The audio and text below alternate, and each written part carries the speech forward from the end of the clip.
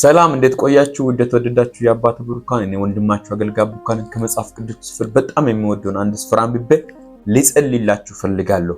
መጽሐፍ ሉቃስ ወንጌል ምዕራፍ 18 ቁጥር 1 የእግዚአብሔር ቃል ሲናገር እንደዚህ ይላል። ደቀ መዛሙርቱም ሳይታክቱ ሁሉ ጊዜ መጸለይ እንደሚገባቸው ለማሳየት ኢየሱስ ይህን ምሳሌ ነገራቸው። እንዲህም አላቸው፣ በአንዲት ከተማ የሚኖር እግዚአብሔርን የማይፈራ ሰውን የማያከብር አንድ ዳኛ ነበር። በዛች ከተማ የምትኖር አንዲት መበለት ነበረች። እርሷም ከባለጋራዬ ጋር ስላለብኝ ጉዳይ ፍረድልኝ እያለች ወደ እርሱ ትመላለስ ነበር። ዳኛውም ለተወሰነ ጊዜ አልተቀበላትም ነበር። በኋላ ግን በልቡ እንዲህ አለ፣ ምንም እግዚአብሔርን ባልፈራ ሰውንም ባላከብር እቺ መበለት ስለምትጨቀጭቀኝ እፈርድላታለሁ፣ አለበለዚያ ዘወትር እየመጣች ታሰለቻኛለች አለ። ጌታም እንዲህ አለ፣ አመፀኛ ዳኛ ያለውን ስሙ። እግዚአብሔር ቀንና ሌሊት ወደ እርሱ ለሚጮሁ ምርጦች አይፈርድላቸውምን? ከመጠን በላይ ችላ ይላቸዋልን? እላቸዋለሁ ፈጥኖ ይፈርድላቸዋል ይላል። የእግዚአብሔር ስም የተባረከ ይሁን። አሁን ባነበብኩበት መጽሐፍ ቁጥር 1 ጀምራችሁ ስታነቡ ኢየሱስ ክርስቶስ ደቀ መዛሙርቶች እንዴት መጸለይ እንዳለባቸው፣ እንዴት ተግተው እግዚአብሔርን መፈለግ እንዳለባቸው፣ እንዴት ሳያቋርጡ መጸለይ እንዳለባቸው ሊያስተምር ሲፈልግ በምሳሌ ነገራቸው። በአንድ ከተማ ውስጥ አንድ ንጉስ ነበረ። ያ ንጉስም ደግሞ እግዚአብሔርን የማይፈራም ሰውንም የማያከብርም ለማንም የማይሰማ አመፀኛ ዳኛ ነው። ነገር ግን በዛ ከተማ ውስጥ የምትኖር አንዲት መበለት ነበረች። ሁልጊዜ ከባለጋራዬ ጋር ያለኝን ጉዳይ ፍረድልኝ ያለች ደጋግማ በንጉሱ ፊት ይመጣ ነበር። ንጉሱ ግን ለብዙ ጊዜ ጉዳዩን ሳይፈርድላት ወይም ደግሞ ሳይላት ለብዙ ጊዜ ቆየ። ይሄ ንጉስ እግዚአብሔርን ባይፈራ እንኳን ሰውንም ባያከብር ለማንም ባይሰማም እንኳን እቺ መበለት ደጋግማ በፊቱ ስለመጣች፣ ደጋግማ ስለጨቀጨቀች፣ ደጋግማ እርሱ ጋር እየመጣች ስለጠየቀች ብቻ በልቡ በቃ ማንንም ባልፈራ እንኳን ለዚች ሴት መፍረድ አለብኝ አለ። በቃ አለበለዚያ ካልፈረድኩላት ሁሉ ጊዜ እየመጣች ታደክመኛለች፣ ታሰለችኛለች ብሎ አሰበ ይላል። ኢየሱስ ክርስቶስ ግን እንደዚህ አለ። ይሄ አመፀኛ ዳኛ ያለውን ሰምታችሁታል። እግዚአብሔር ግን ቀንና ሌሊት ወደ እርሱ ለሚጮሁ ምርጦች ለሚታገሳቸው ከመጠን በላይ ችላ ይለዋልን ይላል። አይፈርድላቸውም? ምን እውነት እላችኋለሁ ፈጥኖ ይፈርድላቸዋል። ወዳጆቼ ያ አመፀኛ ዳኛ ለሷ ከፈረደላት፣ ያ አመፀኛ ዳኛ ለሷ ጉዳዩን ካስፈጸመላት፣ እኛ ደግሞ አመፀኛ ዳኛ የለንም። የሚራራ ሊቀ ካህን አለን፣ የሚያስብልን እግዚአብሔር አለን።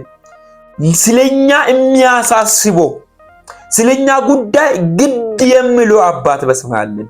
የሚወደን አመፀኛ ጨካኝ ሆነ አይደለም። ለኛ የሚራራ ሊቀ ካህን አለን። ለኛ የሚያስብልን አባት አለን። ለዛ ነው ጴጥሮስ ውስጥም ሲናገር እርሱ ስለናንተ ያስባል ነው የሚለው። እርሱ ስለናንተ ያስባል፣ የከበዳችሁን ጉዳይ ሐዘናችሁን፣ ትካዜያችሁን በእርሱ ላይ ጣሉት ነው የሚለው። እርሱ ስለናንተ ያስባል ማለት ምን ማለት ነው? እርሱ ስለናንተ ጉዳዩን ይፈጽምላል። እርሱ ስለናንተ የሚያስጨንቋችሁን ጉዳይ እርሱ ይፈጽምላችኋል፣ እርሱ ይጨርስላችኋል።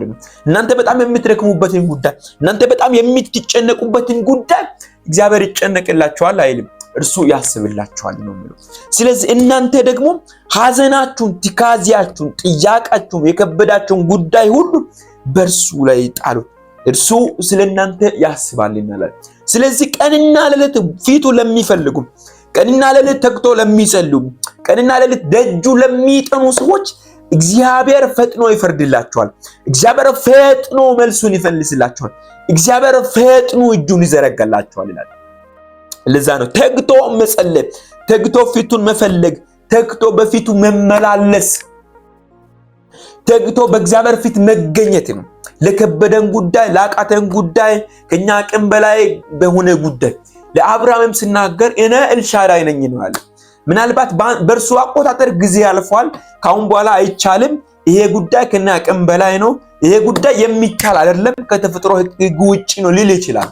አሁን ጊዜ አልፏል፣ የኔም ጊዜ አልፏል፣ እኔም ጉልበቴን ደክሟል፣ ሳራም አርጅታለች፣ የእርሷ ማኅፀን ልጅ መሸከም አይችልም ብሎ ሊያስብ ይችላል።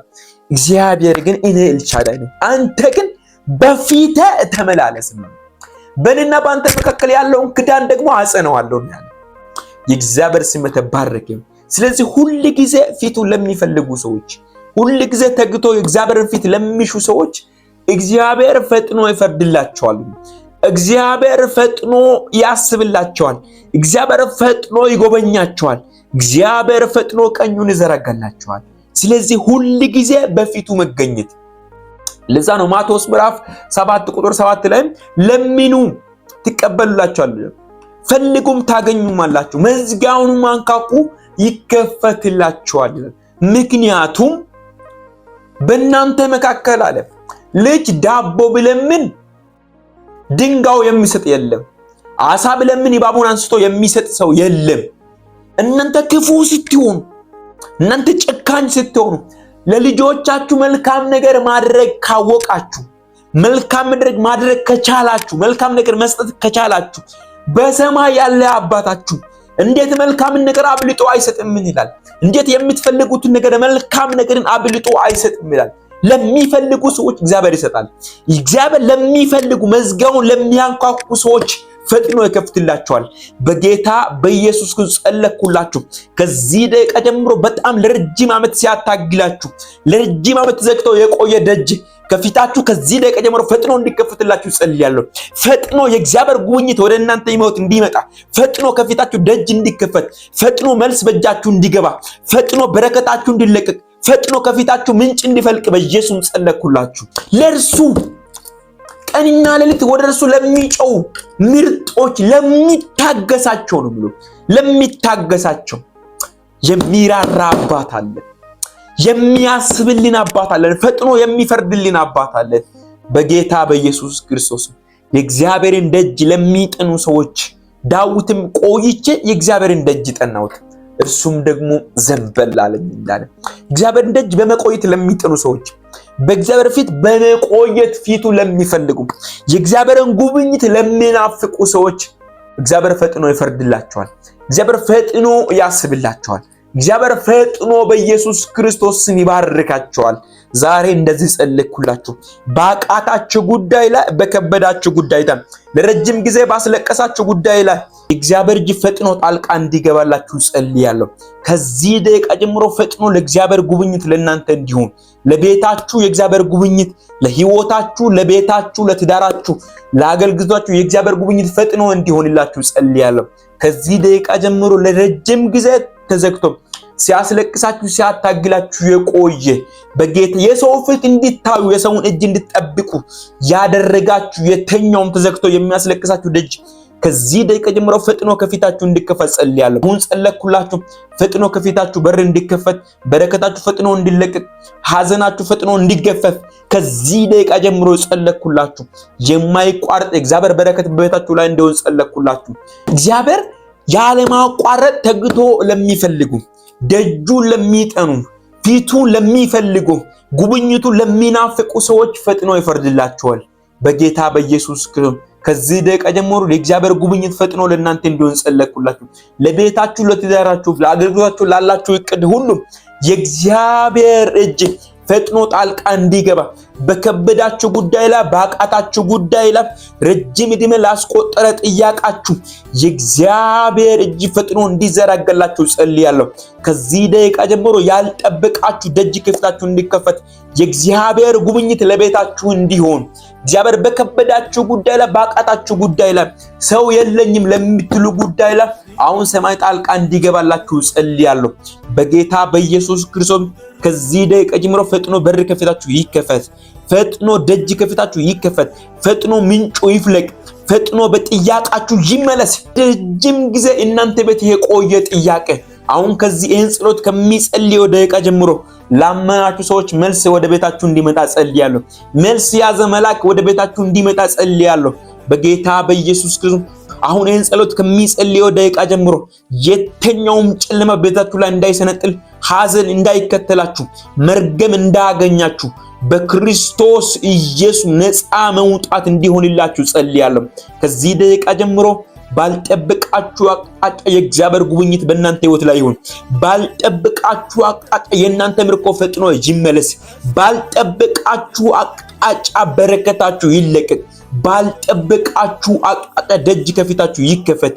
በክርስቶስ ኢየሱስም ይሄ በእናንተ ህይወት ላይ ይሁን። እግዚአብሔር ለሚወዱት ዓይን ያላየች ጆሮም ያልሰማ በሰው ልብ ውስጥ ያልታሰበ ነገር አዘጋጅቷል እንደሚል መጽሐፍ ቅዱስ ያላሰባችሁት በረከት ያገኛችሁ፣ ያላሰባችሁት ስኬት ይገጥማችሁ፣ ያላሰባችሁት የእግዚአብሔር ጉብኝት ቤታችሁ ላይ ይሁን።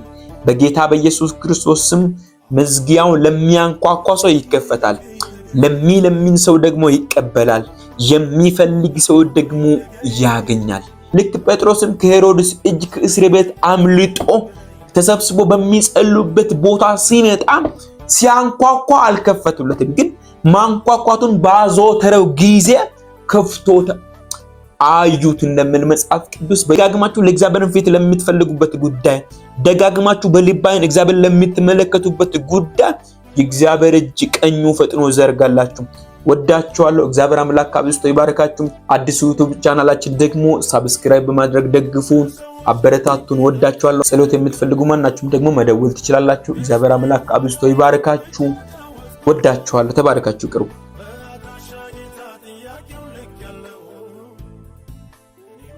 Shai,